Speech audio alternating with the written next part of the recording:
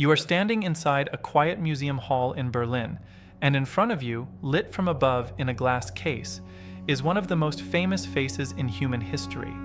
Perfect cheekbones, a long, graceful neck, eyes that seem to follow you no matter where you stand in the room. Millions of people travel here every year just to look at this face for a few seconds before moving on. You already know her name before you even read the small label beside the case. This is Nefertiti. Look closer, and you will notice something odd. Her left eye holds a dark, gleaming inlay of polished rock crystal. Her right eye socket is empty, bare, pale limestone staring back at you where a matching inlay should sit. Nobody knows for certain why the sculptor left it unfinished. You are standing in front of an object that technically was never completed, and it has still become the single most reproduced female face on the planet. Here is the part almost nobody tells you. We know this face better than almost any other face from the ancient world. It has been photographed, painted, printed on posters, tattooed onto skin, and copied more than 3,000 years after it was first carved. And yet, after more than a century of searching by some of the best archaeologists alive, nobody has ever found the body that belongs to it. Somewhere out there, hidden for more than 3,000 years, is the actual tomb of Nefertiti. Not a statue, not a painted wall. Her real physical burial, wherever it is, has never been opened by modern hands. We will come back to exactly how close archaeologists came to finding it, and how that discovery collapsed in front of the entire world. But first, you need to understand who this woman really was, because the mystery only makes sense once you understand how much power she actually held. To understand where Nefertiti comes from, you first need to meet the family she marries into. Around 1350 years before Christ, Egypt's throne belongs to a rich, comfortable, aging king named Amenhotep III, married to a powerful commoner-born queen named Tiye, a woman with enough political weight that foreign kings write letters directly to her, even after her husband's death. Their son inherits the throne under the name Amenhotep IV. You would expect him to rule quietly, following centuries of tradition, worshipping the same gods his father worshipped. He does not. Egypt is at the height of its wealth when this young king, soon to rename himself Akhenaten, takes the throne, and almost immediately he does something no pharaoh before him has ever dared to do. He turns his back on Egypt's entire pantheon of gods and declares that only one god matters now, a sun disk called the Aten. Temples to the old gods are shut down. Priesthoods that have held power for centuries lose their income overnight. Statues of gods worshipped for 2,000 years are defaced on Akhenaten's own orders. He abandons the old capital entirely and builds a brand new city in the open desert, a place called Amarna, built from nothing, dedicated completely to this one god. If you had walked through Amarna at its peak, you would have noticed something strange immediately. Traditional Egyptian temples are dark, enclosed, mysterious, built to hide their gods deep inside layers of stone. Amarna's temples are the opposite. They stand open to the sky, roofless, flooded with sunlight, because the Aten cannot be worshipped indoors. You are meant to feel the sun directly on your skin as part of the ritual itself. Carved into the tomb wall of one of Akhenaten's officials at Amarna is a long poem modern scholars call the Great Hymn to the Aten, praising the sun disk as the source of all life on earth, for animals, for plants, for people in every land, not only Egypt. Some scholars believe Akhenaten composed it himself. Read even a few lines today, and you can still feel the sincerity behind this strange religious experiment 3,000 years later. Whatever else you think of Akhenaten, this does not read like a cynical power grab dressed up as religion. He seems to have genuinely believed it. Standing beside the king through all of this, in image after image carved into temple walls, is his queen. Her name means something like the beautiful one has come. You would expect a queen from this period to appear small in official art, standing quietly behind her husband. Nefertiti does not. In carving after carving, she is shown the same size as the king. She wears a crown usually reserved for pharaohs alone. In one relief, she is shown driving her own chariot. In another, astonishingly, she is shown smiting a foreign enemy in battle, a pose almost never given to a woman in 3,000 years of Egyptian art. Look at the art Akhenaten commissions, and you will notice it breaks nearly every rule Egypt has followed for over 1,000 years. earlier pharaohs are carved as idealized, ageless, unmoving gods. Akhenaten allows himself to be shown with a long jaw, a soft belly, thin arms, wide hips, almost startlingly human. On one carved stela, you can see Akhenaten and Nefertiti sitting casually, facing each other, kissing two of their small daughters, while sunlight from the Aten pours down over the whole family in individual rays, each ray ending in a tiny hand. Historians call this sudden shift the Amarna style, and nowhere else in 3,000 years of Egyptian art does a royal family let itself be shown this intimately. Nefertiti and Akhenaten have 6 daughters together: Meritaten, Meketaten, Ankesenpaten, Neferneferuaten Tasherit, Neferneferura, and Setapenri. You will meet one of these daughters again later in the story, under a different name. Here is what most people miss about Nefertiti. This is not simple artistic flattery. Egyptian art follows strict rules of scale and symbolism. If you appear the same size as the king, wearing the same crown, performing the same rituals a king performs, the artists are telling you something very specific about your actual power. Nefertiti is not simply the king's wife. For a period of years, she may be functioning almost as a second ruler of Egypt, her name and image standing beside his on official monuments across the kingdom. Diplomatic letters sent to Akhenaten's court from foreign kings, a collection of clay tablets modern historians call the Amarna letters, even address Nefertiti directly by name, treating her as a figure worth writing to personally, not simply as a royal wife mentioned in passing. You do not write directly to someone with no real power. And then, around year 12 of Akhenaten's reign, something happens. Nefertiti simply disappears from the historical record. Stay with me, because this disappearance is the real beginning of the mystery. No inscription announces her death. No tomb is publicly dedicated to her the way earlier queens received. Her name stops appearing in new inscriptions at Amarna. A daughter named Meritaten seems to step into a more prominent public role around this same time, as though someone above her has stepped back or stepped away. Some scholars believe Nefertiti dies suddenly, perhaps during a plague that other historical evidence suggests swept through the region around this period. Others believe something far stranger happens. They believe Nefertiti does not die at all. They believe she takes on a new identity, a throne name used by a mysterious co-ruler called Neferneferuaten, and continues governing Egypt herself, possibly even ruling as a female pharaoh in her own right before the boy king Tutankhamun eventually takes the throne. A small number of researchers go even further, suggesting she may be the shadowy figure historians call Smenkhkare, a name that could belong to a man, or could simply be Nefertiti herself, ruling under a king's title. Nobody knows for certain which version is true.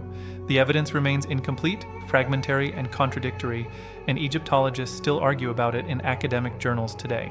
After Akhenaten's death, Egypt cycles through rulers at a dizzying pace. A shadowy figure named Smenkhkare reigns briefly, possibly for less than a year. Then a child, Tutankhamun, no more than 9 years old, takes the throne, changes his own name to Tutankhamun to honor the old god Amun, and abandons Amarna for good. Behind him stand 2 powerful older men who effectively run the kingdom, a career official named Ai and an army general named Horemheb, both of whom will eventually claim the throne for themselves after Tutankhamun's early death. The modern Egyptologist Aidan Dodson has spent decades trying to untangle this chaotic decade of Egyptian history, and even he admits the evidence allows for several competing family trees. You are not missing something obvious here. The people who actually lived through this period left behind a puzzle that trained historians still cannot fully solve today. Here is what most people miss about how strange this really is. Nefertiti is one of the most powerful women in the ancient world, married to one of the most radical kings in Egyptian history, and somewhere in the final years of her life, she becomes almost invisible in the historical record. A woman who was once carved larger than life on temple walls simply vanishes from the story completely, and nobody left behind an explanation. To understand why finding her tomb is so difficult, you need to understand what happens to Amarna after Akhenaten dies. Akhenaten's religious revolution does not survive him.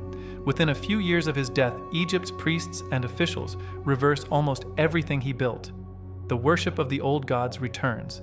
The city of Amarna is deliberately abandoned, its temples dismantled, its stone blocks dragged away and reused as raw material in other buildings elsewhere. Akhenaten's name is chiseled out of monuments across Egypt, his image hacked from temple walls with hammers and chisels, and Nefertiti, closely tied to his controversial religion, is swept up in the same campaign of deliberate forgetting. This is not simple neglect. This is an organized, government-directed attempt to erase two people from history entirely. Archaeologists excavating Amarna in the early 20th century, in missions led by the German Oriental Society, uncover the ruins of this abandoned city buried beneath drifting desert sand. Among the ruins is the workshop of a royal sculptor named Thutmose.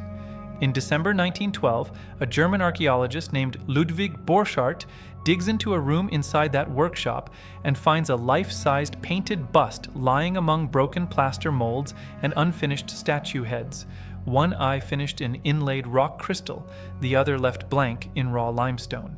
It is Nefertiti's face, more alive after 3,000 years than almost any other portrait to survive from the ancient world. Pay attention to this, because it is one of the strangest ironies in this entire mystery. The bust you can see in a museum in Berlin today was never meant to be a monument at all. It was a sculptor's working model, a reference piece kept inside an artist's workshop, almost certainly never intended for public display or religious worship. The most famous image of Nefertiti to survive into the modern world is, essentially, an artist's practice piece, smuggled out of Egypt in a shipment of crates and only revealed to the public years later, a fact that still fuels ongoing disputes between Germany and Egypt over where she truly belongs. Meanwhile, her actual tomb, the burial meant to preserve her for eternity according to the principles of Ma'at, the divine order believed to hold the universe together, has never been found at all. In 2006, radiologists run the Berlin bust through a CT scanner, expecting nothing more than confirmation of its limestone core. Instead, the scan reveals something nobody expected. Hidden beneath the painted outer layer is a second different face carved directly into the stone underneath. A face with deeper wrinkles beside the mouth and a slight bump on the nose, far less idealized than the smooth surface you see on display. It appears the sculptor Thutmose first carved a more realistic likeness of the aging queen, then covered it with a thinner, younger, more flattering layer of plaster, before painting the version millions of visitors admire today. Even Nefertiti's most famous image, it turns out, may be quietly hiding an older, more honest version of her own face just beneath the surface. If you visit Cairo today, you will hear Egyptian officials describe this bust as a piece of their own stolen history, removed under a disputed 1912 agreement that divided newly excavated artifacts between Germany and Egypt. Germany has refused every formal request for its return. You can decide for yourself who is right. Either way, the argument itself tells you how much power one carved face still holds, 3,000 years after it was made. If you walk through the ruins of the Amarna royal tomb today, cut into limestone cliffs east of the abandoned city, you will find empty, unfinished burial chambers, their walls partly carved, their decoration incomplete, clearly plundered and abandoned centuries ago. Fragments of funerary items connected to the royal family have been recovered, scattered across the chamber floors here, but no body confirmed as Nefertiti's has ever been recovered from this site or from anywhere else in Egypt. Here is where the mystery gets even stranger. In 1898, an archaeologist working in the Valley of the Kings finds a small side chamber inside an already known tomb, tomb number 35, containing several unidentified mummies pushed almost carelessly into a side room. One of them, a woman later nicknamed the Younger Lady, is unwrapped and studied on and off for more than a century without a confirmed identity. In 2010, a genetic study led by the Egyptologist Zahi Hawass runs DNA testing and CT scans on this mummy and proves she is the biological mother of Tutankhamun. For a moment, researchers around the world wonder if this could finally be Nefertiti herself, found at last. Picture the scene inside the Egyptian Museum in Cairo as those results come back. You can imagine the tension in the room, scientists staring at a computer screen, waiting for software to reconstruct a face from three-dimensional bone data pulled from a body that has lain silent in the dark for over 3,000 years. Here is what most people miss about that discovery. DNA can prove a family relationship. It cannot, on its own, prove a name. The younger lady is almost certainly closely related to Akhenaten's royal family, but multiple women held high status in that court, including a secondary wife named Kia, who may just as easily be Tutankhamun's mother. Researchers even debate a strange bruise-like mark on the mummy's cheek and unusual arm positioning normally reserved for kings, details that only deepen the disagreement instead of resolving it. Nobody has ever conclusively proven the younger lady is Nefertiti. The body sits in a museum case in Cairo today, studied, scanned, and argued over, still technically unidentified. Think about how modern police departments now reopen decades-old cold cases using DNA pulled from evidence collected long before anyone understood genetics. The same basic science gets applied here to a family 3,000 years dead, extracting fragile genetic material from mummified tissue, comparing it against other royal bodies pulled from tombs and side chambers scattered across the Valley of the Kings. It is a genuinely powerful tool. But identity, especially identity buried this deep in history, usually needs more than biology alone. A shared bloodline does not hand you a name, and this changes everything about how researchers start looking for her. If Nefertiti is not the younger lady, and if her tomb at Amarna was never finished or never actually used, then her real burial might be somewhere else entirely. In 2015, one theory suddenly makes headlines around the world. A British Egyptologist named Nicholas Reeves is studying newly published high-resolution scans of the walls inside Tutankhamun's tomb, the same tomb discovered by Howard Carter back in 1922. Reeves notices faint lines beneath the painted plaster, lines that look to his trained eye exactly like the outlines of two sealed doorways hidden behind the decorated surface. His theory is bold, almost audacious. He proposes that Tutankhamun's tomb was never originally designed for Tutankhamun at all. He suggests it may have first been built as the tomb of Nefertiti herself, and that her sealed, undisturbed burial chamber might still be hiding directly behind that painted wall, only a few feet from where Tutankhamun's golden mask was discovered in 1922. Hold that thought, because for about 3 years, this theory becomes one of the biggest stories in modern archaeology. Picture the scene inside the tomb in November of 2015. Camera crews from around the world crowd into the same small burial chamber where Tutankhamun's golden mask once rested. Zahi Hawass, Egypt's most recognizable archaeologist, stands in front of the painted wall and tells reporters he believes there is as much as a 90% chance hidden chambers exist behind it. Egypt's Antiquities Ministry begins quietly preparing for what could become the biggest archaeological discovery since Howard Carter first broke through a sealed doorway back in 1922. Radar scans are brought in. Zahi Hawass and international teams of scientists are granted access to test the tomb walls using ground-penetrating equipment. Early scan results in 2015 and 2016 appear to show anomalies behind the plaster, hollow spaces that could, just possibly, be hidden chambers waiting undisturbed for more than 3,000 years. News networks around the world run headlines suggesting Nefertiti's tomb has finally been found. You can imagine the excitement inside the archaeological community during those months, the feeling that the greatest unsolved mystery in Egyptology might be solved within weeks. But it gets stranger, and not in the direction anyone hoped. In 2018, a more advanced and more carefully controlled radar survey conducted by a team from the Polytechnic University of Turin using improved scanning equipment and stricter methodology is published in full. The results are unambiguous. There are no hidden chambers behind the walls of Tutankhamun's tomb. The anomalies detected in the earlier scans were most likely caused by natural variations in the surrounding bedrock, not by hollow spaces or sealed doorways. The theory collapses, publicly and completely, in front of the same global audience that had been told months earlier the mystery was nearly solved. This is the turning point of the entire story. A discovery the world believed was only weeks away turns out to be nothing at all.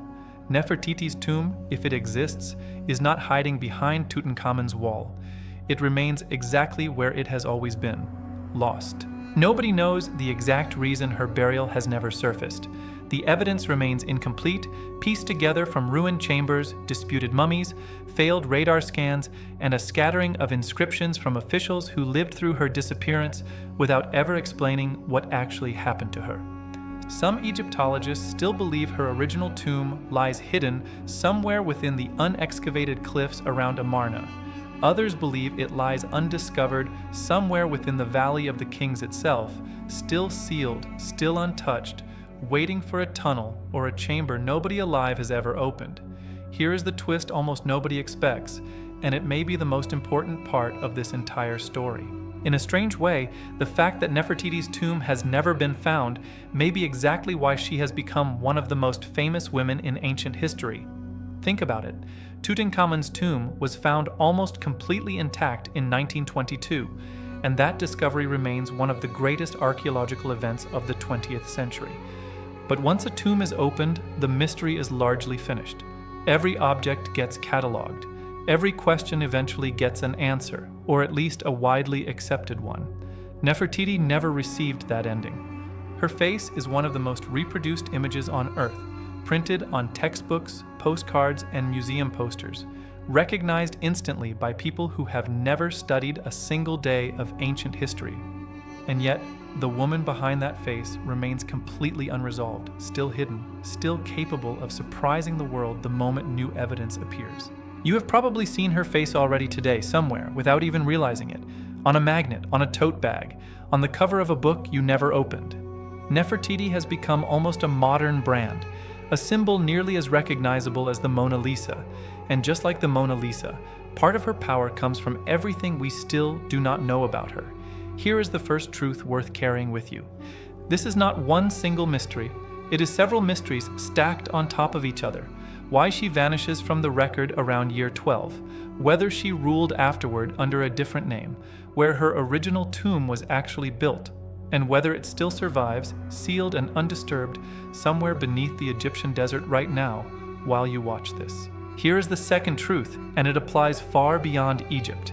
The most powerful stories are rarely the ones with a clean, finished ending. A tomb that is fully excavated becomes a museum exhibit, fascinating for a season, and then quietly settled into textbooks. A mystery that stays open becomes something people keep thinking about for generations. If you have ever noticed how an unsolved question stays in your mind longer than an answered one, you already understand exactly why Nefertiti still fascinates people more than 3,000 years after she lived and vanished. Before you decide what you believe happened to her, remember this. Everything you have just heard, the DNA results, the failed radar scans, the CT scan hidden beneath her own painted face, all of it points to the same simple fact. You cannot fully know a person from her image alone, no matter how perfect that image looks under museum glass. And here is the third truth, the one that stays with you longest. Nefertiti spent her life standing beside a king who tried to erase every god in Egypt except one, and in the end, it was her own name and her own body that history nearly erased instead. Her face survived almost by accident, left behind in a sculptor's workshop that nobody bothered to loot or destroy. Her tomb, the actual place she chose to be remembered forever, still has not been found by anyone. So here is the question worth sitting with. We know her face better than almost any face from the ancient world, and yet we still do not know where she rests. Which do you think matters more for being remembered across 3,000 years? A face the whole world instantly recognizes, or a tomb that was actually found? Do you think Nefertiti's real tomb will ever be discovered, or is this one mystery Egypt was always going to keep for itself? Tell me what you think in the comments below.